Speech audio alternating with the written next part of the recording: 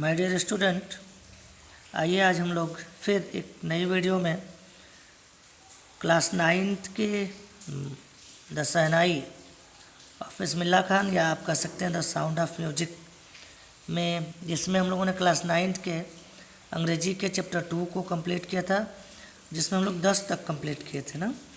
और आज हम लोग 11 से शुरू करेंगे। तो first of all I welcome you all in OSY classes. और आइए पढ़ते हैं हम लोग। In 2001 Ustad Bismillah Khan was awarded India's highest civilian award. देखो, इसके पहले हम लोगों ने पढ़ा था कि उनको नेशनल अवार्ड जैसे पद्मश्री, पद्म भूषण और पद्म विभूषण से कन्फर्ट किया गया था, सम्मानित किया गया था, दिया गया था। उसी क्रम में बता रहा है कि 2001 में, इन मतलब में होता है 2001 में उस्ताद बिस्मिल्लाह खान वाज अवार्डेड, उस्ताद बिस्मिल्लाह खान को अवार्डेड किया गया, पुरस्कृत किया गया। ठीक, इंडियाज हाईएस्ट सिविलियन अवार्ड, चीज़ आप याद रखिएगा, भारत के सबसे ऊंचे सिविलियन अवार्ड मतलब नागरिक पुरस्कार से। तो ये क्वेश्चन आपको हर पेपर में देखने के लिए मिलता है कि भारत का सबसे उच्च नागरिक पुरस्कार, तो आप लिखोगे द भारत रत्न। ठीक, तो 2001 में उस्ताद बिस्मिल्लाह खान को भारत का सबसे ऊंचा सिविलियन अवार्ड कौन होता है, भारत रत्न, दिया गया। और उसके साथ ही with the coveted award resting on it chest, उसके साथ ही एक कवेटेड अवार्ड, एक बहुत ही फेमस कह लीजिए, ये जिसे इसमें चिर प्रतीक्षित दिया है, मतलब जिसको जानते हैं हम लोग, एक बहुत ही बढ़िया सा रेस्टिंग ऑन इट चेस्ट, जिसको उन्होंने अपनी चेस्ट से, अपनी छाती से चिपका लिया, लगा लिया। And his eyes glinting with rare happiness, और उनकी जो आँखें थी वो ग्लिंटिंग, चमक उठी, विद रियर हैप्पीनेस, या भर गई, किससे, एक अद्भुत खुशी से। रेयर हैप्पीनेस, एक अद्भुत खुशी से उनकी आंखें भर गई। देखो यहाँ कर है, उनकी आंखों में दुर्लभ प्रसन्नता भर गई।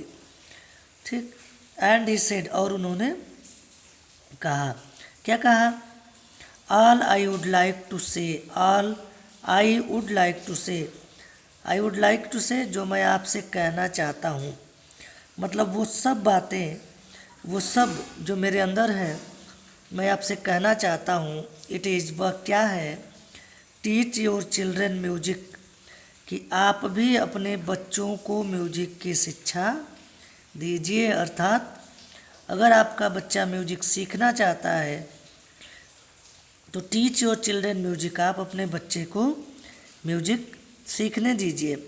This is Hindustan richest tradition, और यही हमारे हिंदुस्तान की सबसे रिचेस्ट, सबसे संपन्नतम, सबसे अच्छी परंपरा है। क्योंकि हिंदुस्तान में हम सभी लोगों के लिए एक आज़ादी है, जो अपना कैरियर जिस क्षेत्र में बनाना चाहता है, कोई बॉन्डेज नहीं है, चाहे वो किसी भी धर्म का हो, किसी भी समुदाय से हो। Clear. Even the west is now coming, और इससे भी अच्छी बात क्या है, यहाँ तक कि आज पश्चिम के लोग भी coming to learn our music, हमारे संगीत को सीखने के लिए हमारे यहाँ आ रहे हैं।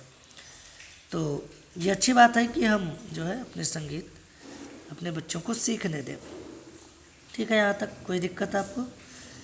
चलिए, in spite of having travelled all over the world, in spite of, जब आप इंटर में पढ़ोगे या सेंटेंस बनाओगे तो उसमें इन स्पाइट ऑफ लगता है, ये एक प्रीपोजिशन लगा के नाउन के पहले बनाया जाता है।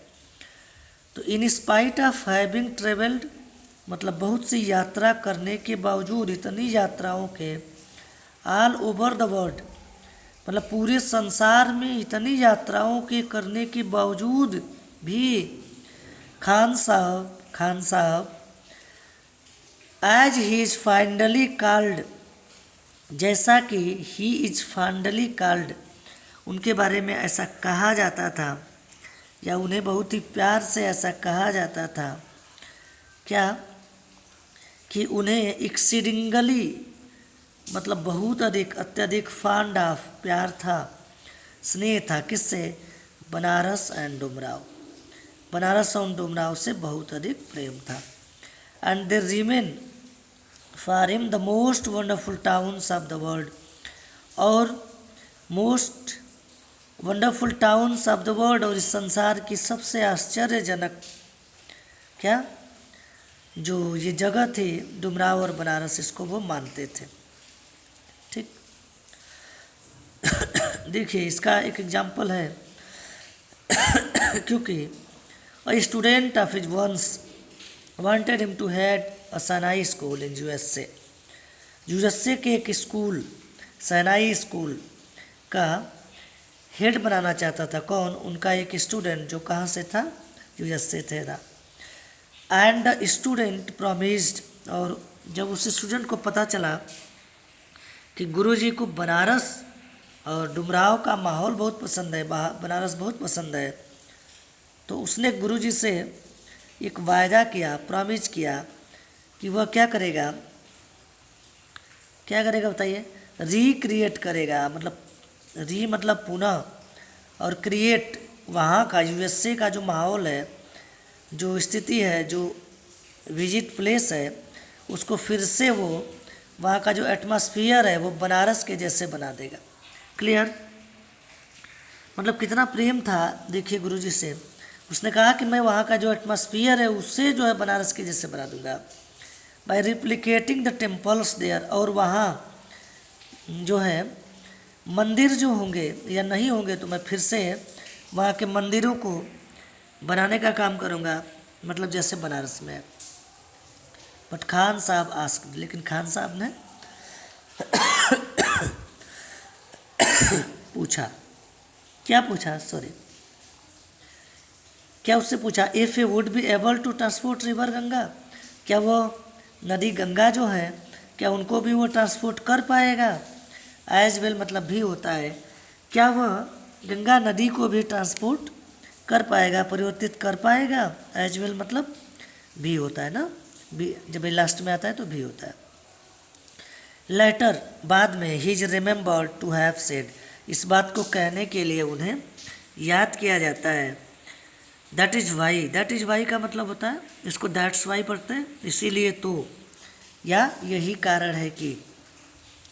When ever I am in foreign country, जब मैं विदेश के किसी कंट्री में रहता हूँ, I keep yearning to see Hindustan, yearning मतलब इच्छा होता है, तो मेरी इच्छा केवल एक ही होती है कि मैं अपने हिंदुस्तान को देख पाऊँ। देखो क्या बात है, जब भी मैं विदेश के किसी देश में होता हूँ तो कह रहे हैं मेरी एक ही इच्छा होती है, मैं हिंदुस्तान के उन कोने कोने को जहाँ मैं रहता हूँ वहाँ के बारे में सोच सकूँ, वहाँ को देख सकूँ। वाइल इन मुंबई, जब मैं मुंबई में रहता हूँ, I think of only Banaras, तो मैं केवल बनारस के बारे में सोचता हूँ। एंड होली गंगा, और गंगा के बारे में सोचता हूँ। एंड वाइल इन बनारस, और जब मैं बनारस में रहता हूँ, आई मिस द यूनिक मठ ऑफ डुमराव, तो मैं डुमराव के उन अद्भुत मठों के बारे में सोचता हूँ, उन्हें मिस करता हूँ, उन्हें याद करता हूँ। ठीक है, इतनी बातें। चलिए आगे बढ़ते हैं हम लोग। Ustad Bismillah Khan's life is a perfect example of the rich cultural heritage of India. Ustad Bismillah Khan का जो जीवन है वो एक बहुत ही परफेक्ट, बहुत ही बेहतर एग्जाम्पल है, किसके लिए? ऑफ द रिच, संपन्नता और भारत की उस सांस्कृतिक विरासत के लिए जिसमें हिंदू, मुस्लिम, सिख, ईसाई सबका बराबर का हिस्सा होता है। वन दैट एफर्टलेसली एक्सपर्ट, और इसे बिना किसी कष्ट के, बिना किसी प्रयास के, बिना किसी कम प्रयास, एफर्टलेसली बिना किसी तकलीफ के स्वीकार भी किया जाता है।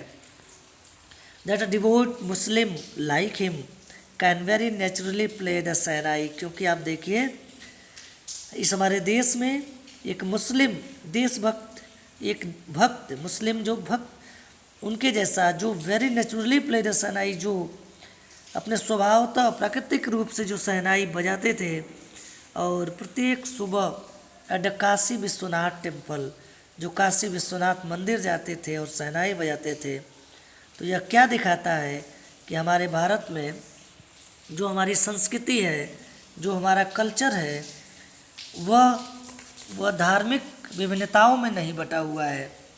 ठीक है, वह सबके लिए बराबर का हिस्सा है, क्योंकि यहाँ उस्ताद बिस्मिल्लाह खान भी काशी विश्वनाथ टेम्पल जाते हैं। आपको पता है काशी विश्वनाथ जो हिंदू के बारे में एक बहुत ही विशेष स्थान है, और वहाँ शहनाई बजाने उस्ताद बिस्मिल्लाह खान जाया करते थे। तो सोच सकते हैं।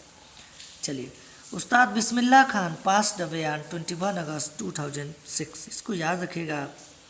लेकिन वो ब्लैक डे मतलब 21 अगस्त 2006 को उस्ताद बिस्मिल्लाह खान पास्ड अवे हो गए, गुजर गए एट द एज ऑफ 90। कितने साल की अवस्था में? 90 साल की अवस्था में।